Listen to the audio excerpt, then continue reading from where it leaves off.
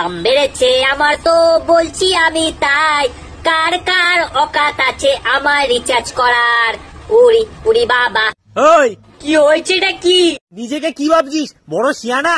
আরে সিয়ানা তো আমি অনেকদিন আগে থেকে আছি, এতে আবার বলে প্রশংসা করার কি আছে?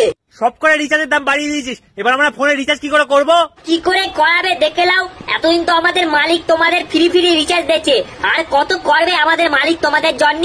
তোদের মালিক প্রথমে আমাদের ফ্রি রিচার্জ দিয়ে আমাদের লোকখানা বাড়িয়ে রেখে দিয়েছে, এবার হুট করে রিচার্জের দামও বাড়িয়ে দিয়েছে, এবার আমাদের কি হবে?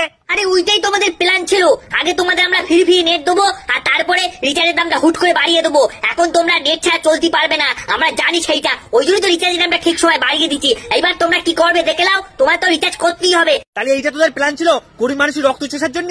এই বাবু, এই আমি অত বেশি কিছু জানি না, তোমার বেশি কিছু জানার থাকলে তুমি মুকেশ স্যারের কাছ থেকে জেনে লিও।